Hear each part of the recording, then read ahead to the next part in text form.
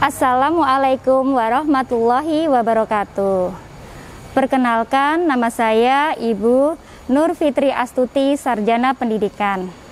Saya bertugas di SD Muhammadiyah 1 Ketelan, Surakarta sejak tahun 2008. Berikut ini saya akan menampilkan video pembelajaran di kelas 6A. Selamat menyaksikan.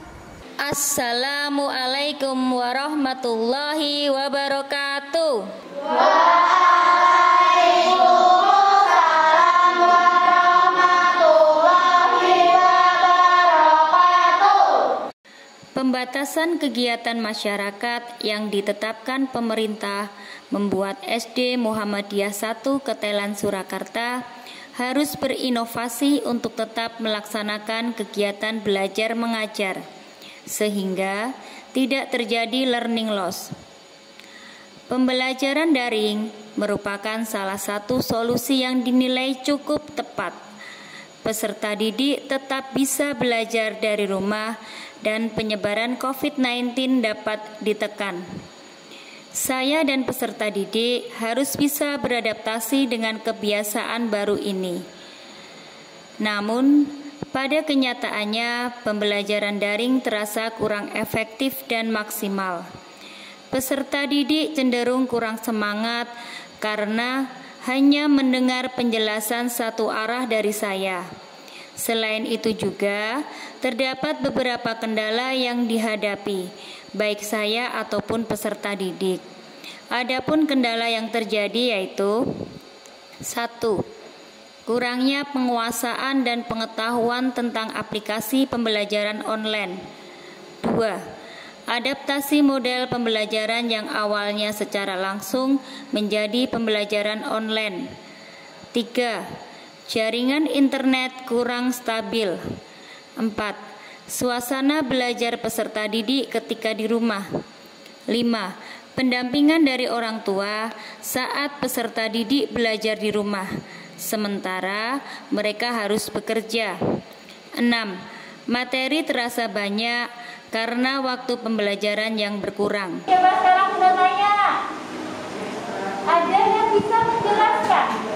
Diameter itu yang mana toh? Diameter? Saya Bu. Diameter adalah garis lurus yang berada dari ujung sampai ujung. Betul sekali, jangan salah. Tepuk tangan banyak-banyak. Untuk mengatasi learning loss, maka SD Muhammadiyah 1 Ketelan, Surakarta menerapkan PTMT. Pembelajaran dilaksanakan secara terbatas 50% di rumah dan 50% di sekolah. Peserta didik yang di rumah tetap bisa mengikuti pembelajaran yang ada di sekolah melalui aplikasi Zoom Teleconference. Jadi, saya melaksanakan pembelajaran tatap muka dan daring secara bersamaan atau dengan istilah hybrid learning. Saya berinovasi untuk merancang pembelajaran dengan memanfaatkan sarana dan prasarana yang ada di SD Muhammadiyah 1 Ketelan, Surakarta agar pembelajaran menjadi menyenangkan, aktif, dan komunikatif, sehingga peserta didik menjadi lebih bersemangat untuk belajar. Kegiatan belajar mengajar yang saya lakukan tidak hanya dengan menayangkan video, PPT, menjelaskan secara langsung, diskusi, tetapi juga dengan permainan. Hal ini saya lakukan guna mengembalikan dan meningkatkan semangat belajar peserta didik. Permainan tunjuk teman salah satu cara yang saya lakukan untuk meningkatkan pemahaman peserta didik terkait materi yang saya sampaikan. Peserta didik merasa sedang bermain, tetapi sebenarnya mereka belajar. Jadi, secara tidak langsung, kompetensi dapat tercapai dan peserta didik tidak bosan dan terasa menyenangkan. Nah, sekarang waktunya kita main game. Judulnya Tunjuk Teman.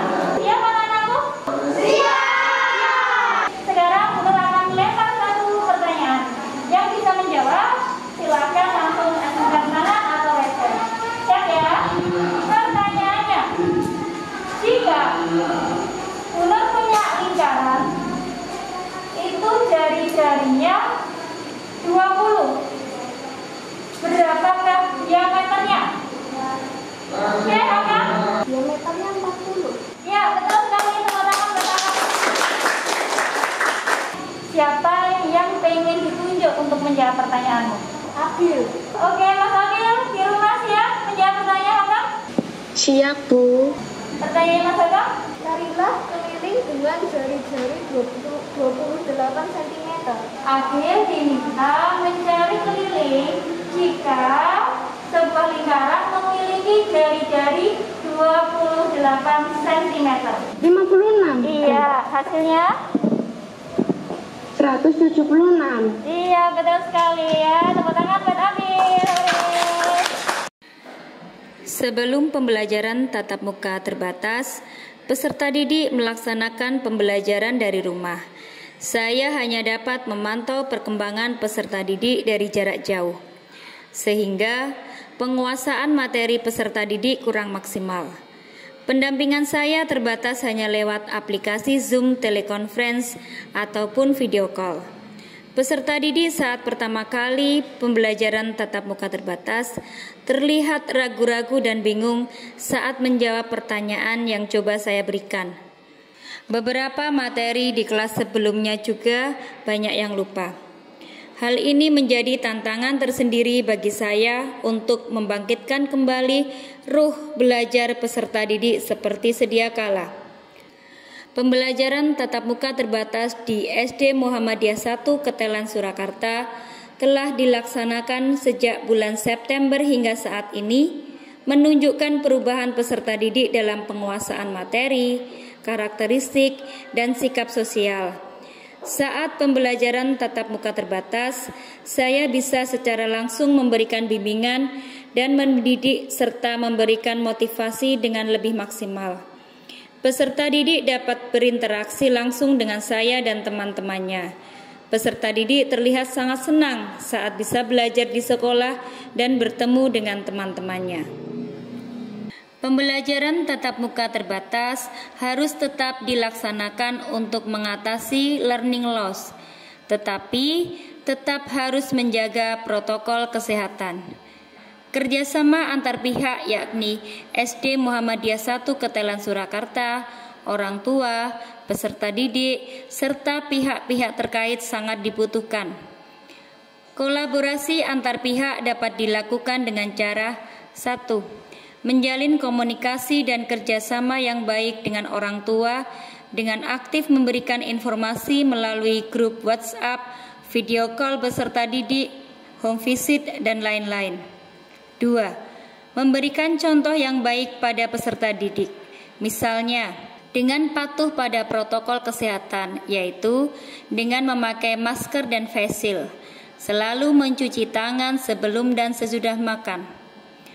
3. Terus berinovasi untuk menciptakan pembelajaran yang menyenangkan dan bermakna bagi peserta didik. 4.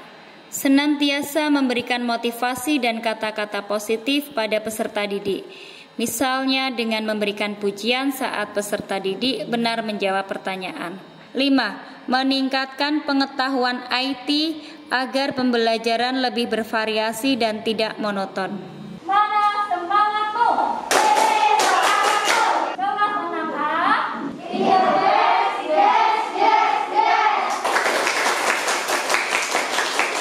Wassalamualaikum warahmatullahi wabarakatuh.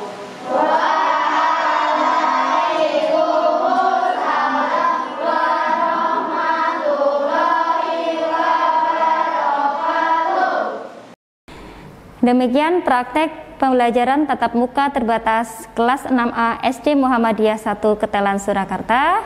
Semoga dapat menginspirasi dan bermanfaat. Wassalamualaikum warahmatullahi wabarakatuh.